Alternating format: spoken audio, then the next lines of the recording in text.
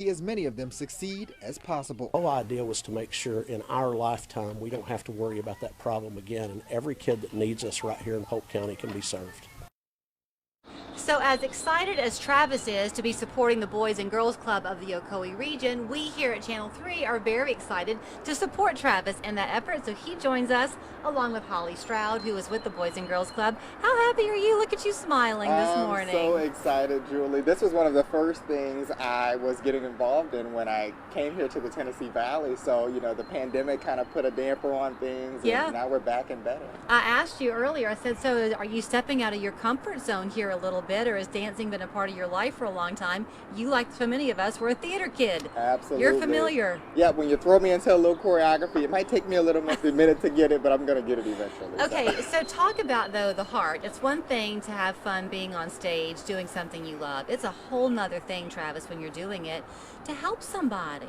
Absolutely, absolutely. And I think, us as media folks, we have this opportunity to really be a vessel in communities, and, helping kids is certainly my passion. I'm an inner city kid, and, I grew up with after school programs and summer camps and those things that allow you to be enriched outside of school. Right. And so I think what we're doing for these girls and boys in these rural communities are just as important. So the efforts this year, Holly, will be that all the dancers, Travis and his competitors, are competing to see who can raise the most money, but it's all for one common goal. Yes, ma'am. And what Yes, are ma'am. y'all hoping to do? So currently at my club, we have a facility that holds 100 kids in Polk County, and we have a 100-kid wait list. So about 4 years ago, my board was like, man, we've got to expand.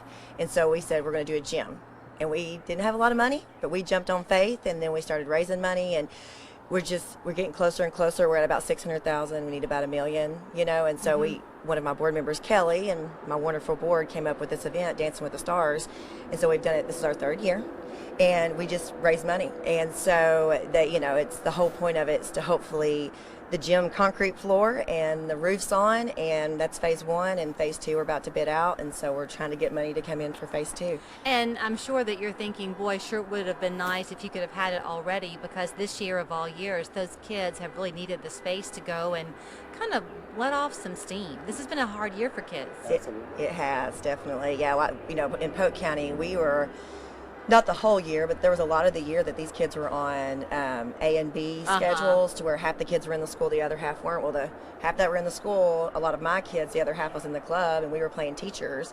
And if we'd have had the gym, we could have provided that for a lot more kids and parents, which we did the best we could. We were allowed 75, and my CEO and our bosses were very gracious to let us open back up so we could have kids, because we could have stayed shut down. You just didn't know what was going to happen with COVID. Yeah. And so we decided to open back up, and then I could see that we were a blessing for a lot of people. I'll talk to you in a minute about the dance you're going to do, because I really am interested.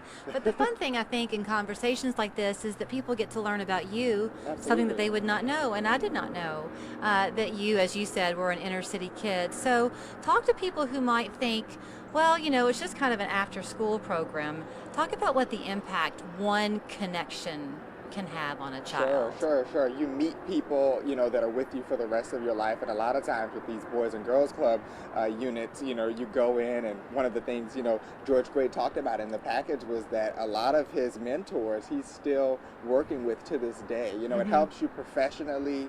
It helps you grow, as a person. Just simple life skills, how to talk to people and be inspired and charisma. A lot of times, these kids are not getting that at home. So when they come and they meet somebody like Holly, to pour into them, you carry that. Right. And it makes you a better person all around. Kids also are very quick to want to protect their parents. And so if they've had a hard day at school, or they're going through a tough time, and they know their parents are burdened, they don't want to heap on. Yeah. So I'm guessing, Holly, y'all can be kind of that leaning, guiding ear that way too. Yes, definitely. I mean, we are there too.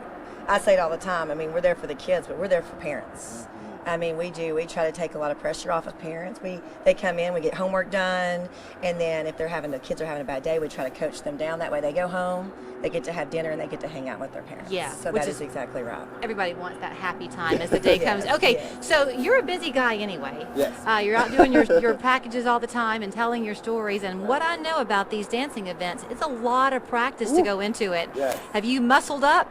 I have. I've been working out at least 2 to 3 times a week because the pandemic, I kind of got a little lazy, a little lax. Yeah. But yes, this has certainly challenged me to stay fit, and choreography is coming together. We're almost complete. So Can you tell what you're dancing? I won't say the movie, I won't say the song or the artist, but I'll say samba. Okay. So, Now, the reason you said the movie, Hollywood is kind of your theme. Yes, Hollywood Through the Years is our theme this year, and we're going to have like a real red carpet and a lot of movie stuff hanging around, and we're pretty excited about the entertainment piece. So when is it taking place exactly, the event? Okay, the event is Saturday, June 5th at Museum at Five Points in Okay. Cleveland, Tennessee. Okay. Yes. But people can get a ticket and be there in person. But did you tell me they can also watch kind of virtually and they can bid while they're watching? Yes, our plan this year, hopefully, and we do it every year, is a Facebook Live. And so, yes, you can purchase tickets online and come and watch the event, and we'll have it where you can vote that night there. But if you're unable to come or you're just not ready to get out due to COVID, you can go on our Facebook page, BGC Ocoee. Of the Ocoee Region, or it's Boys and Girls Club of the Ocoee Region, I'm sorry. And then we'll have the live event. You can click on it, watch all the dancers, and there'll be options to donate on that page. And you just click on your dancer and give them money as the night goes. So listen, 3+U is typically designed to let us support other people in their efforts here in the community. But doggone it, this time we're asking for you to support us because we want Travis to rake in those contributions, right? Tennessee Valley, I need you to get out and vote. My donation link will be attached to the story inside our WRCB app, and so you can go there to find it. Yes, the more money, even if it's $1, $10, $25, anything will help. Please give what you can, the information there on your screen. And Travis and Holly, here's how we cheers these days in these COVID days. Ooh, I like that. Like that. So congratulations, break a leg. We're back after this.